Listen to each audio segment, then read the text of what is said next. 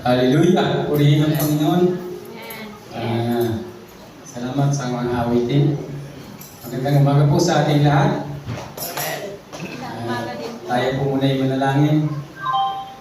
Father God, salamat Panginoon dahil kami ingatan mo Panginoon na nakarating sa lugar na ito kasama. Salamat Panginoon dahil lagi ka namin kasama Panginoon. At nga kung kaya mo Panginoon gawin ang lahat ng bagay. Maging sa aming mga buhay Panginoon ay kaya mo lang kami tulutan kung ano ang gusto mo Panginoon para sa amin. Patuloy na kami magbigay ko ng mga salamat pa Ama. Pagpalain mo rin Panginoon yung mga salita sa umagang ito. Ito ang dalangin sa pangalan ng Panginoon Jesus. Amen. Thank you Lord. Purihin ang Panginoon. Ngayong umaga po ay talagang napakabuti ng Panginoon sa ating mga buhay. Sabihin mo sa katabi mo, humanda ka. May gagawin ng Panginoon sa buhay mo sa oras na ito. Sabihin mo ano yun? Pagpapalain ako ng Diyos. Declare mo yung pagpapala ng Panginoon na ibibigay sa iyo ngayong umaga. Salamat sa Panginoon ay sa Kanya po tayo kumukuha ng lakas. Salamat kanina sa ating Sunday School. Talagang marami tayong matututunan. Ang pabagal po ng ating pag-aaralan, lahat posible sa Diyos. Naniniwala ba kayo doon na lahat ay posible pag ang Panginoon po ang ating kasama? Amen. Kung gusto mo ng breakthrough, lagi kang manalangin. Kasi ang breakthrough po na kukuha ito ay sa panalangin. Yung success na kukuha yan kung ikaw ay masipag, marami kang pamamaraan para kumita ng pera, pero yung breakthrough na kukuha po yan ay sa pananalangin. At yung miracle na kukuha po yan ay sa pagsisimba, sa paglagi natin pag-aatin sa gawain ng Panginoon. Purihin ang Panginoon sa kanyang mga salita sa umagang ito.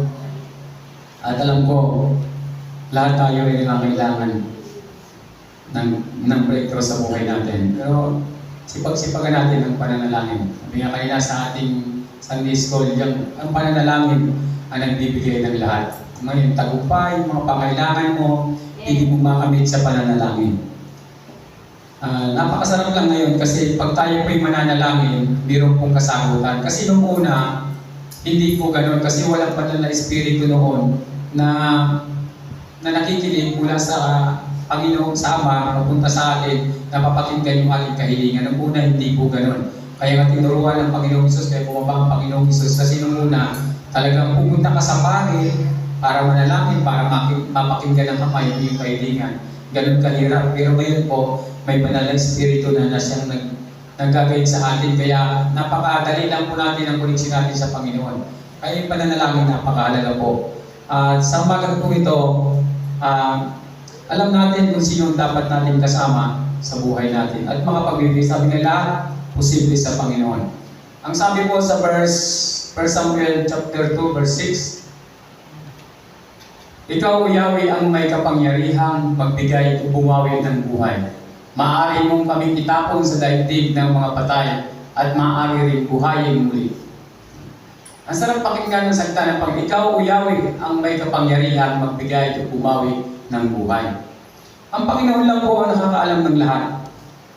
Kaya nga, si Hari Saul nung time na siya ay naging hari, talagang ang daming tagumpay na ibinigay ng Panginoong Yahweh sa kanya. Ngunit itong dumating yung time na nagkaroon na siya ng pagmamalaki sa kanyang sarili, ay talagang gumagawa siya ng mga bagay na hindi nakalooban ng Panginoon. At sabi ng Panginoon, ililipat ko na. Baga umalis na sabi ni Propeta Samuel, umalis na sa iyo ang Espiritu ng Diyos at ibinigay sa isang tao. Na kung saan yung tao binigyan na isa lamang na pastol na bata pa. Kaya sabi ko nga, sa paglilingkod natin sa Panginoon na tayo ginagamit ng Panginoon, hindi natin ito dapat ipagmalaki. Hindi natin pwede ipagmalaki na ginagamit ako ng Panginoon. Magpasalamat tayo pag ginagamit tayo ng Panginoon kasi nandun ang Panginoon sa iyo. Ang nakakatakot pag hindi ka na sumusunod sa Panginoon at iniwang ka ng banal na Espiritu na siyang nananahan sa iyo, maaaring hindi na mapunta sa iyo yung pangako ng Panginoon. Kasi ang pangako ng Panginoon kay Saul, siya ay maghahari sa Ehipto, ay sa lugar nila maghahari si Haring Saul hanggang sa kanyang mga kaapu-apuhan. Ngunit yun ay nawala nung iniwan siya ng banal na Espiritu. nung wala na sa kanya ang Panginoon kasi hindi siya naging masunurin at napunta yung kay Haring David. Kaya sa ating pong paglilingkod sa Panginoon, sabi ko nga, mapalad tayo. Pag ginamit ka ng Panginoon, magpasalamat ka. Baga, tumalon ka sa tuwa. Panginoon, salamat dahil ginamit mo ako. Kaya ako sa paglilingkod ko sa Panginoon, sabi ko, Lord, sa iyo ko pinagtitiwala ang lahat. Kasi habang kailangan mo ako, Panginoon, habang kaya mo akong utusan, kaya mo akong gawan ang lahat ng bagay na gusto mong ipagawa sa akin, gagawin ko, Panginoon. Kasi natatakot ako na isang araw baka iwanan ka ng Panginoon, anong mangyayari sa buhay mo. Meron bang magagawa ikaw para i-recover muli yun? Wala po tayong magagawa. Kaya sabi ko nga, walang dapat ipagmalaki ang bawat isa. Pag ikaw ay ginagamit ng Panginoon, magpasalamat ka. Sinasabi ng Panginoon, kahit yung batong yan, pwede kong gawin para magpuri sa akin. Hindi tayo piling magmalaki sa ating mga ginagawa sa Panginoon. Ang pasalamatan mo sa Panginoon pag ginamit ka ng Panginoon. Alam po ninyo kung bakit. Kasi bawat ginagamit ng Diyos, pinagpapala. Amen. Bawat ginagamit ng Panginoon, binibigyan po ng biyaya ng Diyos. Bawat ginagamit ng Panginoon, nagkakaroon po ng tagumpay sa buhay niya. Hindi po magkakamali ang salita ng Panginoon. Kaya sabi niya, ikaw, Yahweh, ang may kapangyarihang magbigay, bumawig ng buhay. Ang sarap magtiwala sa Panginoon kasi siya yung may karapatan na magbigay at magbawi ng buhay. Alam mo na ang buhay mo kung ano ang mangyayari kung ikaw ay hindi sumusunod sa Panginoon at kung ikaw ay nag-aalinlangan sa pagtitiwala mo sa Panginoon, anong buhay ang pili mong makamit? Anong buhay ang pili mong panghawakan? Kaya sabi ng Panginoon, ikaw, Yahweh, ang may kapangyarihan magbigay o bumawi ng buhay. Siya po ang may kapangyarihan. Yung lahat ng ito ay kaya niyang ibigay at kaya rin niyang bawiin. Ibig sabihin, pag tayo sumusunod sa Kanya, kaya niya itong ibigay. Pero kung tayo hindi sumusunod sa Kanya, kaya rin niya itong bawiin. Wala tayong piling ipagmalaki. Sabi ko nga, minsan lang tayong dumaan sa mundo ito, hindi na muli itong maulit. Kung ikaw ay meron 70 years old na dumaan sa mundo ito, yun lang yung time para gamitin mo sa Panginoon. Sabi ko nga, makamit mo ng lahat ng kayamanan sa mundo ito. Sabi nga, kung mapapahamak naman ang iyong kaluluwa, anong saysay ng lahat ng ito? Kahit sa'yo pa ang buong mundo. Kumbaga, anong pwede mong ibayad para ma-restore mo yung kaligtasan yun? Wala po tayong pwedeng ibayad. Kaya salamat sa Panginoon na binigyan tayo ng pagkakataon na mabuhay at ito ay sana magamit natin sa ikaluluwalhati ng Panginoon. Kasi napakasarap sa Panginoon kasi kaya niya tayong bigyan ng buhay. Nandun lahat, sabi niya sa mga huling paragraph, maaari mo kaming itapon sa daigdig ng mga patay at maaari buhayin muli. Sa Kanya po yung lahat ng yan, nakapangyarihan na pwedeng gawin sa atin ng Panginoon. Sabi niya, mayroong bang karapatan ang palayok magreklamo sa mga gumagawa sa kanya?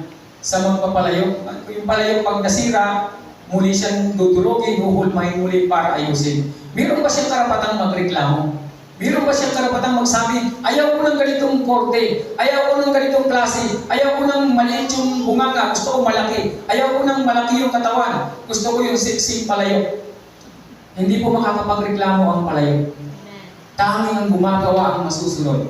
Kaya sa buhay natin, ang Diyos po ang masusunod sa atin. Kung purni sa ating pagtitiwala sa Panginoon. Kung ikaw ay taos puso nagtitiwala sa Panginoon, alam mo ang ginagawa mo. Kasi sabi ko nga, sa buhay natin sa paglilingkod sa Panginoon, ikaw mismo may i-evaluate mo kung ano na ang level mo sa Panginoon. Kung ano na yung antas, yung grade mo sa Panginoon, sa paglilingkod mo sa Kanya, at pwede mong masabi kung saan ka sa dalawang yan. Pwede bang magbigay o bumawi ng buhay? Pwede bang bumawi ang Panginoon sa iyo o pwede bang ibigay sa iyo yung buhay na gusto mo?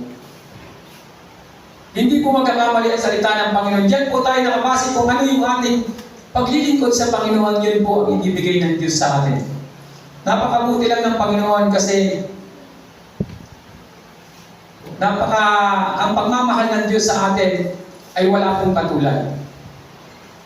Hindi tulad ng tao. Sabi ko nga, ang tao ay may hangganan lang. Pero sa Panginoon po, kaya sabi ko nga, ang sarap maglagak ng tiwala sa Panginoon.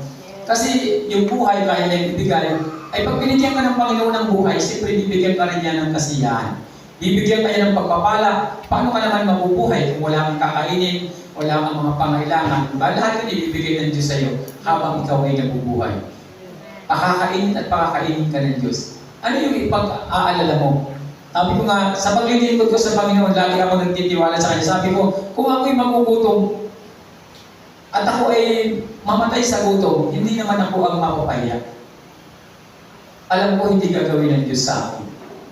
At pag ako'y walang pera, sa Kanya ako humihingi kasi sa Kanya ako nagtatrabaho. Siya ang aking, kumbaga, siya yung employer ko, siya yung nagbibigay sa akin ng pasahod. Kaya lahat ng kailangan ko, sa Kanya ako kinuha. Pero dapat ibigay ko rin yung part na kailangan niya para sa akin. Yung aking maglilingkod sa Panginoon, dapat magampanan ko. At sa ating pong buhay, wala pong exempted. Lahat tayo naglilingkod sa Panginoon. Lahat po tayo ay piling pumitas ng ubas, lahat po tayo ay piling mag-harvest ayon sa ating pananampalataya sa Panginoon, ayon sa pagtitiwala natin sa Panginoon. Kaya yung buhay po, ibibigay lang ng Diyos sa atin. Kaya niyang gawin ang lahat ng bagay sa atin. Kaya niya itong gawin. Sabi ko nga, kaya niya niyang buhayin muli. Kaya nga yung mga patay, si Lazaro, di ba? Sabi niya, Lazaro, lumabas ka dyan. At lumabas siya. Kahit yung buhay, ay yung patay, kaya niyang buhayin. Yung lahat ng bagay na nangyayari, kaya niyang gawin, kaya niyang baguhin yung lahat. Kaya ang sarap po magtiwala sa Panginoon. Dahil ang lahat ay mangyayari pagkasama mo ang Panginoon. Lahat posible sa Panginoon. Lahat ay pwedeng mangyari sa Panginoon Diyos. At sabi po niya sa 1 Samuel chapter 2 verse 7, maaari mo kaming payamanin o paghirapin. Maaari rin ibaba o itaas. Sabi ng Panginoon, maaari mo kaming pagyamanin o paghirapin. Maaari rin ibaba o itaas. Maaari na tayong pagyamanin o paghirapin. Maaari mo kaming payamanin o paghirapin. Maaari rin ibaba o itaas. Ganun po yung Panginoon. Lahat ay kaya niyang gawin. Kaya niya tayong payamanin. Sino gusto yumaman? O alam niyo na kung anong gagawin niyo. Kaya ng Panginoon yun. Pag dumikit ka sa Panginoon, kaya yung gawin ng Panginoon sa iyo yun. Simple lang yung pili mong gawin. Pag sumunod ka sa Panginoon, yan yung mangyayari. Pwedeng doon ka, pwedeng dito ka. Pwedeng maging mayaman ka, pwedeng maging mahirap ka. Kaya sa ating pong paglilingkod, tayo rin po ang may hawak. Sabi ko nga, para tayong may hawak na isang sisiw, na pag sinabi ng pinahulaan mo, anong hula mo sa sisiw na ito? Buhay, patay. Pag sinabi mong buhay, pipisain niya, pag ilabas, patay na. Pag sinabi mo namang patay, iluluwag lang niya, buhay paglabas. Sa buhay po natin sa ating paglilingkod, makakamit natin yan ayon sa ating pagtitiwala sa Panginoon. Sabi niya, maaari mo kaming payamanin o paghirapin. Yan po ang buhay natin sa Panginoon. Kaya po niyang gawin yung mga bagay na yan. Kaya nga, sa paglilingkod natin sa Panginoon, alam mo na, sa buhay mo palang alam mo na kung paano mo ito gagawin. May mga bagay po na dapat natin bigyan ng halaga. Diba dito sa atin, sa mundo, alam natin na marami tayong mga ginagawa. Kung ititis ka ng Panginoon, halimbawa, may mga bagay kang dapat puntahan. Ngayon, kailangan ka ng Panginoon kasi mayroong gawain. Lalo tigit naka-schedule ka na ikaw ay mayroong part. Ngayon ay dinitma mo ito. Yung pala yung time na pala para ikaw ay bigyan ng Panginoon ng yaman. Hindi mo na kami. Ang papalit doon, kahirapan. Kasi dalawa lang po yan. Pag hindi ka napunta rin, pupunta ka doon sa kabila. Hindi naman pwedeng, hindi ka napunta ka sa langit, hindi ka napunta sa impyerno, mayroong bang gitna, wala po nun. Automatic, pag wala ka sa Panginoon, dito ka sa kabila. Kaya sa atin po, alam natin sa ating ginagawa sa buhay natin kung saan tayo. Ano ba yung level ng pananampalataya mo sa Panginoon? At yung lahat pa ng bagay na ginagawa mo, ay ito yung maha-harvest mo. Alam mo yung maha-harvest mo, kaya hindi mo pwede sabihin, Panginoon, gusto ko ito. Hindi mo mahihingi yun sa Panginoon kasi alam mo kung ano lang ang kaya mo na hindi sa Panginoon. Kasi alam mo yung level kung hanggang saan ka lang sa paglilingkod mo sa Panginoon. Pinahalagahan mo ba siya nung time na kailangan ka niya? Tapos naghahanap ka ng halaga pag may kailangan ka. Mahirap lang man sabihin, mahirap man banggitin, pero masakit sa Panginoon na kung kailan lang may kailangan ka, saka ka tumatawag sa Diyos. Kung kailan nahihirapan ka, kailan may nararamdaman ka, kung kailan may sakit ka, saka ka lang tumatawag sa Panginoon. Pero kung kailangan ka ng Panginoon, nung panahon malakas ka pa, na kaya mong gumawa para sa Panginoon, kaya mong maglingkod, kaya mong ibahagi ang salita ng Panginoon, wala kang ginagawa, pero nung nakahilata ka na sa karamdaman, saka ka lang tumatawag sa Diyos. Alam po natin kung saan tayo pupunta sa kanyang mga salita. Ito po yung prinsipyo ng salita ng Panginoon na hindi pwedeng mabalik. Sabi ko nga, Panginoon, habang malakas ako, ang pinanghihinayangan ko lang, nung bata pa ako, hindi ako agad nagamit ng Panginoon. Sana kung noon pa, mahaba sana ang panahon ko na maglilingkod sa Panginoon. Pero alam ko, Panginoon din ang magbibigay ng buhay sa akin kung hanggang saan ang gusto niya. Sa ating paglilingkod sa Panginoon, sabi ko nga, sa paglilingkod natin sa Panginoon na ang bahala. Ay kung halimbawa, kung may karamdaman, may sakit ako, nanalangin ako sa Panginoon, hindi ako pinagaling. Magtatampo ba ako? Hindi, praise God, Panginoon. Kasi nanalangin ako, nanalangin, salamat dahil tuloy-tuloy ang pananalangin ko nung kunin ako ng Panginoon, sigurado doon ako sa Kanya pupunta. Maraming tao, pag may karamdaman, pag nanalangin, hindi sinunugon ng Panginoon, nagtatampo. Tandaan ninyo, pag nanalangin ka ng tao sa puso mo, 100% tutugunin ng Diyos. Yung sabi sa ating Sunday School kanina. Kaya huwag kang mangamba. Kung meron mang hindi ibinigay ng Diyos sa iyo sa panalangin mo, hindi mo talaga kailangan. Sabi ko nga, may isang bagay na kailangan mo kinabukasan, hindi tatanggalin ng Diyos kasi alam niya kailangan mo yan. Pero pag tinanggal ng Panginoon, ibig sabihin, hindi mo yan kailangan. May gagawin ng Diyos sa buhay mo. At ang sabi niya sa verse na yan, maaari mo kaming payamanin o paghirapin. Maaari rin ibaba o itaas. Ang sabi ng Panginoon, ang nagpapakababa ay tinataas at ang nagpapakataas ay ibinababa. Alam natin sa buhay natin kung paano ka itataas ng Panginoon. Ano ba yung level ng yung iyong pagkatao? Kaya mo bang magpakababa para ikaw ay itaas? O lagi kang, ako pa, lagi kang nasa taas. Sabi ng Panginoon, ang nagpapakataas ay ibinababa at ang nagpapakababa ay itinataas. Alam mo na rin kung saan ka doon sa dalawang yun. Sa level ng iyong pagkatao. Ano ba ang kaya mong gawin? Ano ba ang nagagawa mo? Lalo tigit sa mga pagkakataong mayroong mga bagay na dapat ka desisyonan. Isang halimbawa na nagkaroon ka ng encounter sa labas, sa pagdadrive mo o sa mga encounter mo. Ano bang makikita ng Panginoon sa iyo sa lugar na yun? Nagpapakumbaba ka ba o nagpapakataas ka? Tanging ikaw ang nakakaalam.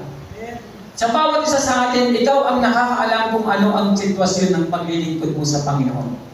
Kung may puso kang mapagpakumbaba o may puso ka na ikaw din lang ang nasusunod. Sa atin pong paglilingkod sa Panginoon, yung buhay natin, kaya itong baguhin ng Panginoon pag tayo ay sumunod sa Kanya. At sabi niya sa verse 8, mapapadakila mo kahit ang pinakaaba. Kahit daw po ang pinakaaba, sabi niya, mapapadakila mo kahit ang pinakaaba. Yung pinakamahirap, piling maging dakila, piling maging kilala. Kayang gawin ng Panginoon yung mga bagay na yan. Kahit na ikaw yung pinakamahirap. Dahil yung panahon na si Joseph, ay talagang yung pinagbilis siya, talagang pinakamahirap siya. Wala siyang ari-arian, dinala siyang bihag, dinala siyang alipin sa lugar ng Ehipto, pero dahil sumunod siya sa Panginoon, kasama niya ang Diyos, naging pangalawa siya sa lugar ng Ehipto at nakilala siya. Kaya pong baguhin ng Panginoon kahit na ikaw ay sinabi niya, mapapadakila mo kahit ang pinakaaba. Makikilala ka, sabi, mahahango sa kahirapan kahit ang pinakadukha. Kaya po yung gawin ng Panginoon. At alam mo yan sa sarili mo kung dapat yung hanguin ng Panginoon. Meron ba tayong nagagawa na pili na tayong sumabi sa Panginoon, oras ko na para hanguin mo ako sa kahirapan ito. Meron ka ng may pagmamalaki, meron ka ng masasabi sa Panginoon dahil meron kang ginagawa. Si Joseph po, talagang gumawa siya ng mabuti, gumawa siya ng mga bagay, kaya nakasama niya ang Panginoon at siya ay nakilala. Mayahanay mo sila sa mga maharlika. Mabibigyan ng karangalan kahit na ang mga hampas lupa. Huwag mong tingnan yung pagkatao mo. Huwag mong tingnan kung ano ka. Ang tingnan mo ang Panginoon at ano ang magagawa ng Diyos sa iyo. Lahat po ng nandyan ay magagawa ng Panginoon sa atin. Sabi niya, pinakadukha, maihahanay mo sila sa mga maharlika. Kahit ikaw ay isang mahirap, pero darating ang araw, hindi kang maihanay ng Panginoon sa mga maharlika. Amen. Hindi mo alam, yung paglilingkod mo sa Panginoon, ay dumating na yung pagpapala ng Panginoon sa iyo. Ngayon ay naglalakad ka lang. Isang araw masasalubong mo, ang yaman na ng taong to. Naging tapat pala sa Panginoon. Isang araw nakita mo parang hindi mo na halos malapitan kasi ang daming gwardiya, ang daming mong pagdadaanan bago ka makarating sa Kanya. Hindi natin alam, di ba? Tayo ngayon magkakasama, pero isang araw hindi mo alam kung paano ka makalalapit sa isang natin kasama kasi ang dami na nakaalalay sa Kanya, mag-a-avoid ka pa bago ka makalapit sa Kanya. Kasi pinagpala na siya ng Panginoon. Si Jose nung panahon na siya ipinagpala, ang dami niyang alalay. Hindi makalapit basta-basta sa Kanya kahit mga kapatid niya. Kasi ganun pinagpala ng Panginoon. Tayo, di ba yung mga taong maharlika, yung taong kilala? Hindi mo yan malalapitan. Magpapa-appointment ka pa, baka ngayong taon ka nagpa-appointment, next year mo pa siya makausap. Kaya magpasalamat tayo ngayon, tayo ay harap-harapan nagkakapag-usap. Darating ang panahon, meron sa atin, hindi mo basta makakausap kung wala kang appointment. Sabi, hindi na ako basta makalapit kay pastor. Ang hirap lumapit, ang daming alalay. Kailangan pang tumawag muna ako. Pero pag sa akin, basta tumawag kayo, kilala ko. Wala na kayong dadaanan. Diretso agad. Isa po sa atin, kahit sino sa atin, pwede pong maging dakila. At pwede pong makilala at isang araw, hindi mo basta-basta malalapitan. Kaya salamat dahil tayo ngayon makasama na malaking lapitan ng bawat isa. Hindi natin alam kung ano yung ibibigay ng Diyos sa atin sa level ng ating pagtitiwala sa Panginoon. Hindi mo alam kung anong ibibigay ng Diyos sa iyo. Hindi mo alam kung gaano kalaki ang ibibigay ng Panginoon sa iyo pag ikaw ay nagtiwala sa Panginoon. Kaya nga sa ating paglilingkod sa Panginoon, huwag mong maliitin kung sino ka. Huwag mong isipin na ako ngayon ay isang ordinaryong tao lang. Bata pa ako, hindi pa ako nakapagtapos, wala pa akong may pagmamalaki, huwag mong isipin yun ang isipin mo, may gagawin ng Diyos sa buhay mo. Amen. Pag nagpatuloy ka sa Panginoon. Amen.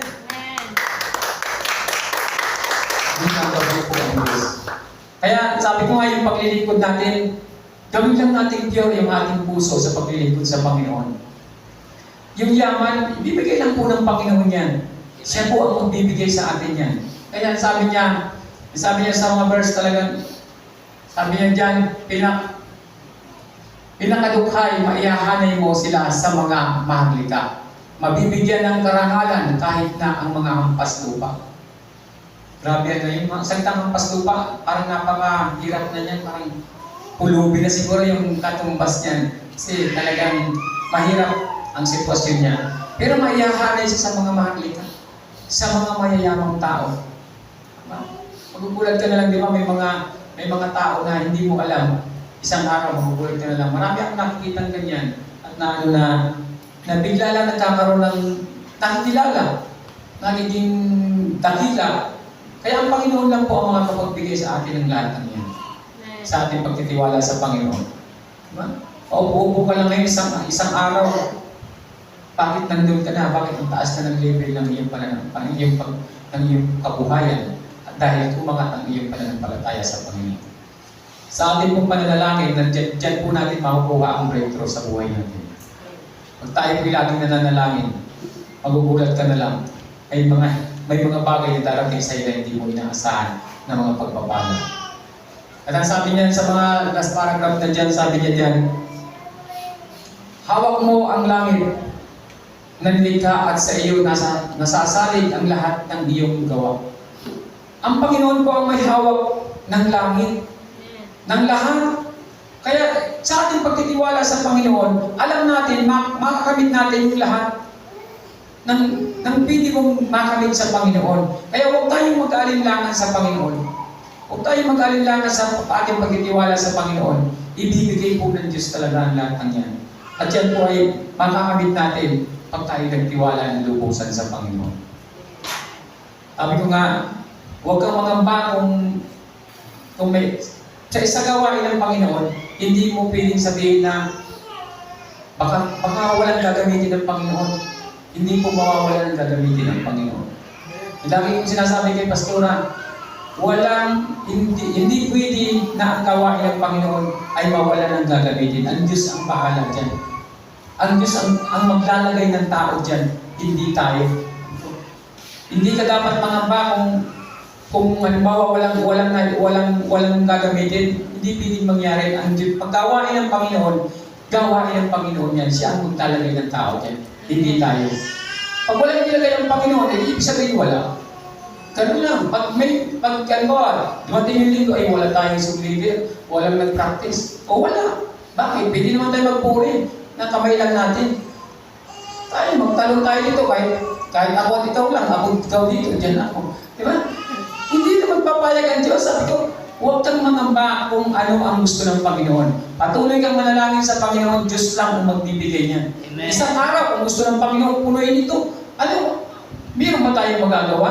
Hindi tayo pwedeng tumutol. Gusto ko, Panginoon, kaunti lang kasi kulang kami ng upuan. Kung gusto ng Panginoon, standing position yung tao, wala tayong magagawa. Diyos lang ang masusunod. Sabi ko, sumunod lang tayo sa Panginoon ng sumunod lang tayo ng sumunod. Wala tayong dapat ibang gawin. Kung di sumunod sa Panginoon, yun lang ang gagawin natin. Sumunod lang tayo sa Panginoon. Baka isang araw, pag tuloy-tuloy lang ang sunod mo sa Panginoon, makakamit mo na yung mga bagay na gusto mo. Sa Kanya yung lahat sa Kanya yung langit, yung lupa, yung lahat ng bagay sa mundong ito. Ano pa ba yung hahanapin mo? Bakit ayaw mo magtiwala sa Panginoon? Kaya sabi ko, Panginoon, isang araw, mararanasan ng mga anak mo yung mga himala at yung mga pagpapala na ibibigay mo. Kaya nga sabi ko, Panginoon, gusto ko sana walang lalampasan kahit isa. Kasi yung panahon na ang mga Israelita ay kinuha sa Egypto, yung mga naging Suwael, hindi nakarating sa lupang pangako.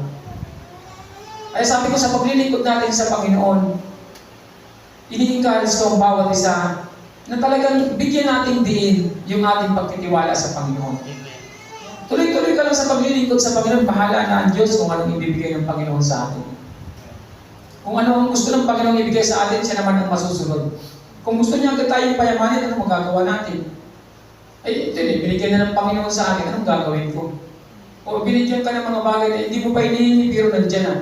Panginoon ang masusunod. Pag gusto ng Panginoon, bigla na lang palakihin yung kanyang templo dito. O kaya ay magbili ang Panginoon sa labas ng malaking area at doon magpagawa. Wala tayong magagawa. Diyos lang ang masusunod. Diba? O isang araw, yung may mga trabaho sa inyo, mag-resign na at mag-full time sa Panginoon. Anong gagawin ko? Alam ka naman sabihin ko, hindi pwede. Diba? Isang araw, punong-puno ng tao ito. At nagsasabi, gusto ko na rin na maglingkod sa Panginoon. Amen. Tandaan ninyo ang sabi ng Panginoon, lahat ng tuhod ay lulul. Lahat ng labi ay magsasabi, siya ang Diyos. Amen. Kaya huwag kayong mag-alala. Kung makikita niyo minsan na kulang tayo sa bilang, ang Diyos lang po ang magbibigay. Tandaan ninyo, lahat ng tao lalapit sa Diyos. Kaya sabi ko, Panginoon, gusto kong makapagawa kami ng malaking templo mo, Panginoon, kasi alam ko, darating ang panahon, lahat ng tao maghahanap sa iyo. Kailangan natin i-prepare ang templo ng Panginoon. Amen. At yung templo yun, wala mong ibang gagamitin ng Diyos, kundi tayo naririto. Kaya tandaan ninyo, yung pagpapala na gusto ninyo, magtiwala lang kayo sa Diyos. Ibibigay po ng Panginoon yan, kasi siya ang may-ari ng lahat.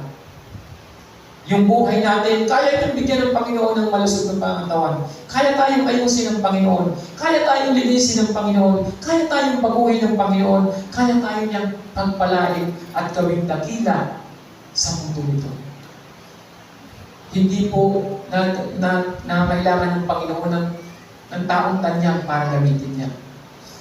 Ang kailangan lang ng Panginoon ay yung taong sumusunod sa Kanya. Kahit anong natapos mo, kahit kilala ka pa sa lipunan, kung hindi ka sumunod sa Panginoon, hindi ka rin niya tatawagin. Kasi sa totoo lang, kung ang Panginoon ay tulad ng tao, dapat sana tinawag niya. Ano ba? Tinawag niya si gobernador, si mayor, si vice mayor, si presidente, si vice president, congressman, mga senador. Ay siyempre pag sila yung tinawag ng Panginoon, pag nagbatas yan na lahat ay sisimba ang lahat ng tao. Sunod yan lahat, ikukulong yung hindi magsisimba. Salamat na lang sa Panginoon. Kasi ang pinili ng Diyos, yung pastor lang doon na nakasure pa. Kahit nasa liblib tayong lugar, pinili tayo ng Diyos. Kaya magpasalamat tayo sa mga bagay na yan na hindi tayo kinalimutan ng Panginoon. Salamat sa Panginoon dahil nandiyan ang kanyang presensya sa bawat isa sa atin. Kaya alam ko, isang araw, magkakaroon tayo ng tagumpay sa ating paglilingkod. Sabi ko nga, lagi kong sinasabi sa mga nakakasama ko, huwag kayong magambang sa ginagawa niyo sa Panginoon. Huwag kayong mag-alinlangan. Hayaan ninyo na yung resulta ng ginagawa natin ang magsalita sa tao. Huwag tayo ang magsasalita. Hayaan mo lang pagdating ng panahon kung ano yung resulta ng paglilingkod natin sa Panginoon. Pag nakita nila yung resulta, saka sila maniniwala. Pero naunahan. Pinagpala ka na bago pa sila maniniwala. Hintayin mo lang, yung resulta nyo ang magsasalita sa kanila at hindi tayo. Hayaan mo lang kung sabihin sa iyo, sige ka lang yung kabalik-balik. Prayer ka lang ng prayer, gabi-gabi, wala naman, ano bang nangyari sa buhay mo? Bakit? Buhay ako hanggang ngayon, ibig sabihin, ingatan ako ng Panginoon. Hayaan mo lang, mas masarap nga yung ganun, parang nagcha-challenge ka. Nagcha-challenge ka na parang, alam mo, mas gusto ko yung ganun, hindi ako nangihina sa ganun. Sige lang, dadagdagan ko pa yung prayer ko sa Panginoon. Dadagdagan ko pa para lalong bumilis yung pagbibigay ng Panginoon ng resulta sa ginagawa natin. Na isang araw, dumating yung resulta at sila, yun na ang ebidensya na magsasalita sa kanilang harapan. Salamat sa Panginoon. Baga sa, di ba yung mga estudyante, pag sinabihan, maraming nangyari yan yung mga kinukuntya sila, mahirap ang buhay nila, sinabi wala kayong maabot. At nagsikap, isang araw dumating. Tapos na pala yung anak niya. Paano yan nakatapos? Nagtaka pa. Siguro gumawa yan ng hindi maganda sa Manila. Kaya nakapagtapos ba? Tayo po, gumawa tayo ng kabutihan at magpatuloy sa paglilingkod sa Panginoon. Mag-harvest po tayo at mag-harvest.